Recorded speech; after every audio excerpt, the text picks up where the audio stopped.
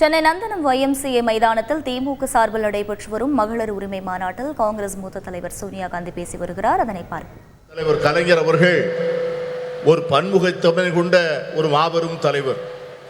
ஒரு எழுத்தாளராக, ஒரு பத்திரிகையாளராக, ஒரு முதலமைச்சராக, ஒரு நிர்வாகியாக அவர் ஆற்றிய பணிகள் மகத்தான பணிகள். He believed in equality of all, regardless of faith, caste, language or region, and ahead of his time he was a champion of gender equality, which has now become something of a national movement. மாநிலம், மொழி, சாதி, மத நம்பிக்கை இவற்றிற்கெல்லாம் அப்பாற்பட்டு எல்லோரையும் சமத்துவமாக பார்க்கக்கூடிய ஒரு அருமையான தத்துவத்திலே அவர் நம்பிக்கை கொண்டிருந்தார். தன்னுடைய வாழ்நாளின் போது அதிகமாக பேசப்படாத பாலின சமத்துவத்தை அவர் சிந்தித்து அதற்காக போராடுகின்ற ஒரு போராளியாக தன்னை அடையாளப்படுத்தி கொண்டார். இன்று அது ஒரு தேசிய இயக்கமாக கொண்டாடப்படுகின்ற சூழ்நிலை உருவாகி இருக்கிறது. Our women have made India proud in multiple fields and sectors, in spite of the shackles of tradition, patriarchy, and culture that stood on the way. This struggle for equality has had many ups and downs. But today, Indian women shine in many spheres.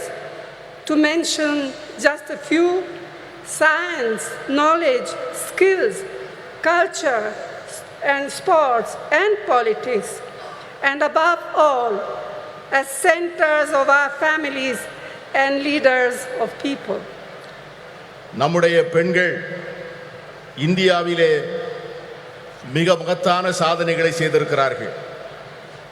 மரபு வழி சமூகம், ஆணாதிக்க சமூகம், கலாச்சாரம் என்கிற தடைகளை எல்லாம் மீறி அவர்கள் மிக அருமையான சாதனைகளை செய்து முடித்திருக்கிறார்கள். இந்த நீண்ட நெடிய போராட்டத்தில் ஏற்றங்களும் இருந்திருக்கின்றன, இரக்கங்களும் இருந்திருக்கின்றன. ஆனால் இன்று இந்திய பெண்கள் பல்வேறு துறைகளிலே ஒளிர்கிறார்கள். சிலவற்றை சொல்ல வேண்டும் என்று சொன்னால், விஞ்ஞானத்திலே, அறிவிலே, ஆற்றலிலே, கலாச்சாரத்திலே, விளையாட்டிலே, இவை எல்லாவற்றிற்கும் மேலாக நம்முடைய குடும்பத்தினுடைய மைய பொருளாக, மக்களுடைய தலைவர்களாக அவர்கள் ஆற்றுகின்ற பணி மகத்தானது. இருந்தாலும் கூட இந்த போராட்டம் இன்னும் நீண்ட தூரம் பயணிக்க வேண்டும், இன்னும் பல்வேறு தடைகளை தாண்ட வேண்டும். Yet we all know this struggle continues, and there are many more frontiers to cross, especially for our disadvantaged sisters. இருந்தாலும் நம்முடைய ஏழை எளிய சகோதரிகள் இன்னும் ஏராளமான தடைகளை தாண்டித்தான் இந்த சமத்துவத்தை பெறுவதற்கான சூழ்நிலை உருவாகி இருக்கிறது. The remarkable non-violent freedom struggle led by Mahatma Gandhi placed a strong emphasis on gender equality. In 1928, the draft constitution was being crafted under the chairmanship of Motilal Nehru, and the Karachi Resolution of 1931, framed by Jawaharlal Nehru. Both these documents championed women's rights, advocating for equal voting rights, political and economic rights, and fair wages. They laid the foundation for women to play an equal role in our nation's building. They embodied the promise of universal suffrage, gender equality, and the socialist equitable society. And this spirit continued when the Constitution of India, under the leadership, chairmanship of Dr. B.R. Ambedkar, was ultimately framed. Mahatma காந்தியினுடைய தலைமையிலே ஏற்றுக்கொள்ளப்பட்ட சாத்வீகமான வன்முறையற்ற சுதந்திர போராட்டம் மகளிர் சமத்துவத்தை முன்னிலைப்படுத்தியது. 1928 அரசியல் சாசன சட்ட வரைவு மோதிலால் நேரு அவர்கள் தலைமையிலான குழு தயார் செய்து அந்த அறிக்கையை சமர்ப்பித்தது. அதற்கு பிறகு கராச்சியிலே நடந்த அகில இந்திய காங்கிரஸ் மாநாட்டில் இந்த தேசத்தினுடைய முதல் பிரதமர் ஜவஹர்லால் நேரு அவர்கள் கராச்சி தீர்மானம் என்கிற பெயரிலே வடிவமைக்கப்பட்ட தீர்மானங்கள், இந்த 2 ஆவணங்களும் பெண்களுடைய உரிமைகளை கொண்டாடுவதிலும் அவர்களுக்கு வாக்குரிமை அளிப்பதிலே சமத்துவம் வழங்கப்பட வேண்டும் என்பதையும், பொருளாதாரத்திலும் அரசியலிலும் செயல்பாடுகளிலே அவர்களுக்கு சரியான பங்கு தரப்பட வேண்டும் என்பதையும் வலியுறுத்தியது. இந்த 2 ஆவணங்களும் அந்த அடிப்படையில் தான் நம்முடைய பெண்கள் ஒரு மிகப்பெரிய ஒரு சமூக மாற்றத்திற்கான முன்னெடுப்பை நோக்கி பார்க்க ஆரம்பித்தார்கள். இதைத்தான் எல்லோருக்குமான வாக்குரிமை, பாலின சமத்துவம், சோசலிச அறம் சார்ந்த சமூகம், இவைகளெல்லாம் அந்த 2 ஆவணங்களில் சொல்லப்பட்ட அந்த விஷயங்கள் தான் பாபா சாஹேப் டாக்டர் அம்பேத்கர் அவர்கள் இந்திய அரசியல் சாசன சட்டத்தினை வரையறுக்கின்ற போது இந்த தத்துவங்களை உள்ளாங்கி அதை மேலெடுத்து செல்லக்கூடிய சூழ்நிலை ஏற்பட்டது. Who can forget what our first Prime Minister, Jawaharlal Nehru, once said, I quote, "If you educate a man, you educate one individual. However, if you educate a woman, you educate a whole family. Women empowered means India empowered." Unquote. ஒரு பெண்ணை நீ படிக்க வைத்தால், ஒரு ஆணை நீ படிக்க வைத்தால் ஒரு தனி நபரை மட்டும் படிக்க வைக்கிறாய். ஆனால் ஒரு பெண்ணுக்கு கல்வி கற்றுக் கொடுத்தால் ஒரு குடும்பத்திற்கே கல்வி கற்றுத் தரப்படுகிறது. மகளிரை அதிகாரப்படுத்தினால் இந்தியாவை அதிகாரப்படுத்துகிறோம் என்கிற ஜவஹர்லால் நேரு அவர்களுடைய வார்த்தைகளை யார் மறக்க முடியும்? And we cannot ever forget the inspiring role Indira Amma in showing how a woman can lead with strength, ability and leadership, combined with a deep sensitivity to the abolition of poverty. அன்னை இந்திரா காந்தி அவர்கள் காண்பித்த தலைமைத்துவம், அவர்கள் காண்பித்த ஆற்றல், அவர்கள் காட்டிய வழிகாட்டுதல் ஒரு பெண் எப்படி தலைமையேற்று செயல்பட முடியும் என்பதற்கான மிகப்பெரிய எடுத்துக்காட்டு. ஏழை எளிய மக்களுக்கான நல்வாழ்வை அளிப்பதற்கும் வறுமையை ஒழிக்க வேண்டும் என்கிற அர்ப்பணிப்போடும் அவர்கள் ஆற்றிய பணியை யாரும் மறக்க முடியாது. Rajiv ji, as we all know, brought in the historic 33% reservation for women in Panchayati Raj and local self-governments. This spurred an entirely new phenomenon of women entering roles of leadership at the grassroots level. Amar Rajiv Gandhi அவர்கள் வரலாற்று புகழ்மிக்க 33 விழுக்காடு இடஒதுக்கீட்டை பெண்களுக்காக பஞ்சாயத்து ராஜ் சட்டத்திலும் உள்ளூர் ஆட்சி அமைப்புகளிலும் கொண்டு வந்தார்.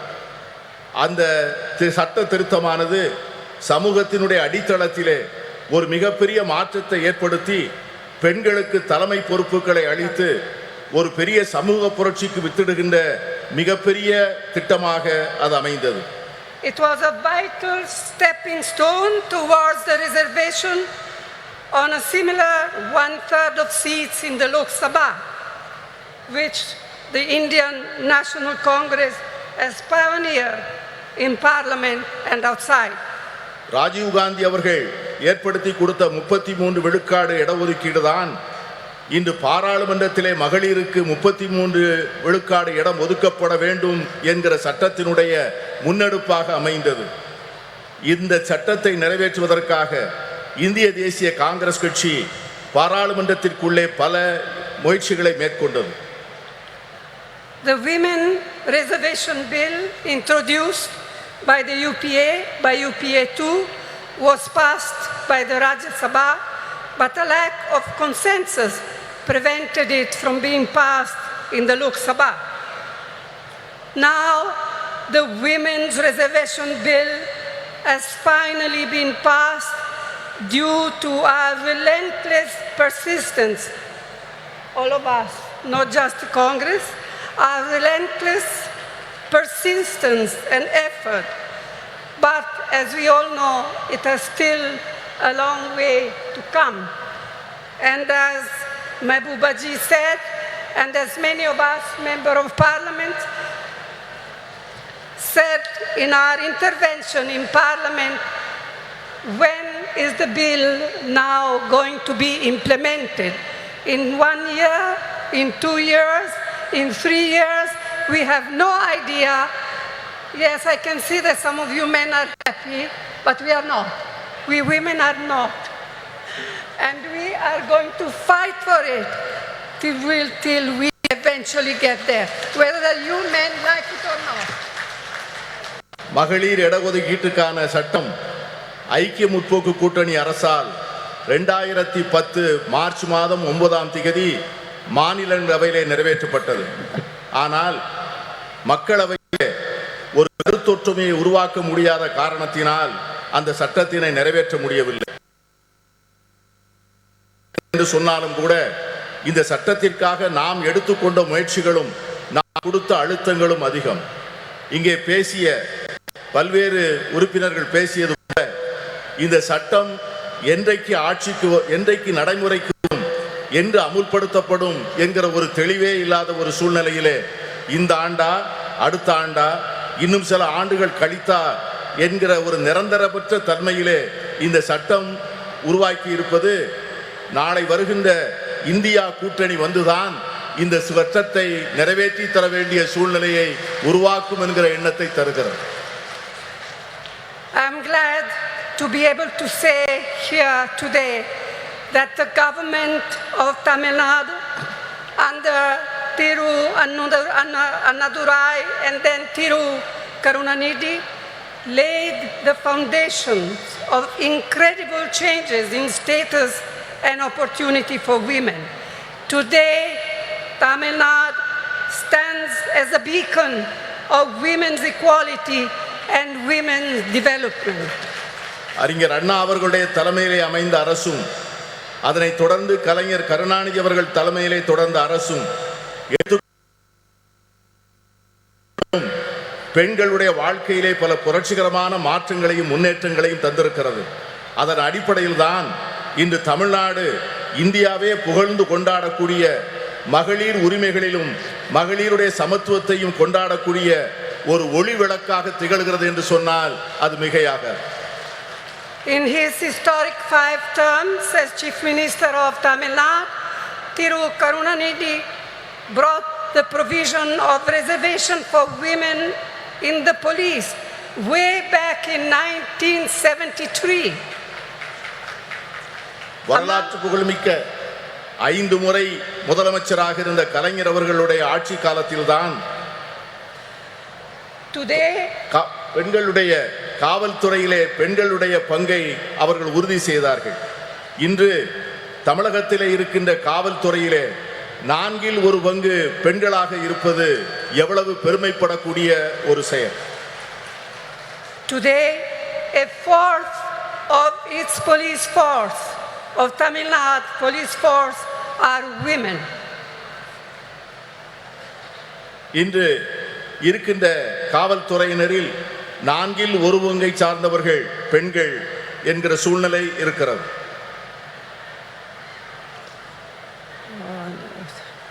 Another very important initiative brought in by Karunanidhi was the reservation for women in government positions. Today, women's participation in government services exceeds 30%. And I am told that just recently, Chief Minister M.K. Stalin has raised it to 40%. And I commend your Chief Minister for this. கலைஞர் கருணாநிதி அவர்கள் செய்த முக்கியமான மற்றொரு சீர்திருத்தம் என்னவென்று சொன்னால் அரசு பணிகளிலே பெண்களுக்கான இடஒதுக்கீட்டை செய்தது. அதன் விளைவாக அரசு பணிகளிலே 30 விழுக்காட்டை சார்ந்தவர்கள் பெண்களாக இருந்தார்கள். இன்று நம்முடைய முதலமைச்சர் ஸ்டாலின் அவர்கள் தலைமையிலே செயல்படுகின்ற அரசு அந்த 30 விழுக்காட்டை 40 விழுக்காடாக உயர்த்தி பெண்களை பெருமைப்படுத்தி இருக்கிறது. And it comes at no surprise that through initiatives like the midday meal program, the promotion of women empowerment and encouragement of female education, Tamil Nadu boasts today of some of the most impressive maternal and infant mortality rates in India. பெண்களுடைய நல்வாழ்வுக்காக தமிழக அரசால் எடுத்துக்கொள்ளப்பட்டிருக்கின்ற பல்வேறு திட்டங்கள், சத்துணவு திட்டங்கள், பெண்களுடைய நல்வாழ்வுக்காக எடுத்துக்கொள்ளப்படுகின்ற மருத்துவ துறையிலே செயல்படுத்தப்படுகின்ற திட்டங்கள், தாய்மார்களுக்காகவும் பால் குடிக்கும் சேய்களுக்காகவும் அரசாங்கம் நிறைவேற்றுகின்ற பல்வேறு திட்டங்கள் மிக சிறப்பாக செயல்படுகின்ற காரணத்தினால்தான் இன்று தமிழ்நாட்டிலே தாய் சேய் இறப்பு விகிதம் இந்தியாவிலேயே மிக குறைந்த நிலையிலே இருப்பதற்கு காரணம் அதுதான். It is unfortunate that many of these efforts and programs to help to empower women have not been reflected at the national level. In fact, instead of mitigating problems faced by women, the last 9 years have seen a sustained effort on part of the Modi government to turn our women purely into symbols, to be counted and appreciated only in their restricted traditional roles in a patriarchal framework. கடந்த 9 ஆண்டுகளாக மோடி அரசினுடைய நடவடிக்கைகள், இந்த நாம் ஏற்றுக்கொண்டிருக்கின்ற திட்டங்கள், நாம் பெற்றுத்தந்த உரிமைகள், கடந்த 70 ஆண்டுகளிலே நாம் செய்த நல்ல முயற்சிகளை எல்லாம் சீரழிக்கின்ற வகையிலே செயல்படுவது நமக்கு ஏற்பட்டிருக்கிற மிகப்பெரிய துரதிர்ஷ்டம். பெண்களை ஒரு அடையாள சின்னமாக மாற்றி பழமையிலும் மரபு வழியிலும் ஏற்கனவே பின்பற்றி வருகின்ற பாரம்பரிய சூழ்நிலையில் மட்டும்தான் பெண்கள் இருக்க வேண்டும் என்று எண்ணுகிறது இந்த அரசே ஒழிய அவர்களுக்காக ஒரு புதிய சுதந்திரத்தையும் உரிமைகளையும் அளிக்க அவர்கள் தயாராக இல்லை. இதை போலத்தான் எல்லா துறைகளிலும் எல்லா சுதந்திரத்திற்கும் சமத்துவத்திற்கும் அறம் சார்ந்த சமுதாயத்திற்குமாக நாம் பெற்ற அனைத்து உரிமைகளையும் கடந்த 9 ஆண்டுகளாக அவைகள் அனைவரும் தொடர்ந்து முறையாக சீரழிக்கப்பட்டு வருவதை நான் சுட்டிக்காட்ட விரும்புகிறேன். I am confident that we, the like-minded parties of the India Alliance, can and will take urgent steps needed to make women's equality a reality. நான் உறுதியாக நம்புகிறேன், நாம் ஏற்பாடு செய்திருக்கிற இந்தியா கூட்டணி என்கிற இந்த அற்புதமான ஏற்பாடு இதை போன்ற சமச்சீரற்ற தன்மைகளை எல்லாம் நீக்கி பெண்களுக்கு உண்மையாகவே அவர்களுக்கு ஒரு சமத்துவ உலகை உருவாக்கி கொடுப்பதற்கான மிக அவசரமான நடவடிக்கைகளை நிச்சயம் மேற்கொள்ளும் என்று நான் உறுதியாக நம்புகிறேன். And it is my fervent hope that we in the India Alliance will see to it that the bill will be implemented as soon as possible. We will all work together to see to it that it happens. நான் உறுதியாக சொல்லுகிறேன், India கூட்டணி என்பது நிச்சயமாக இந்த மகளிர் இடஒதுக்கீட்டுக்கான சட்டத்தை நிறைவேற்றிய தீரும். அதை நிறைவேற்றி ஒரு நல்ல சூழ்நிலையை நாம் ஏற்படுத்திய தீர்வோம். இங்கே குழுமி இருக்கின்ற நாம் அதற்கான உறுதியை எடுத்து அதை நோக்கி செயல்பட வேண்டும் என்று நான் கேட்டுக்கொள்கிறேன். திமுக சார்பில் நடைபெற்று வரும் மகளிர் உரிமை மாநாட்டில் காங்கிரஸ் மூத்த தலைவர் சோனியா காந்தி பேசினார். அந்த காட்சிகளை நாம் பார்த்தோம்.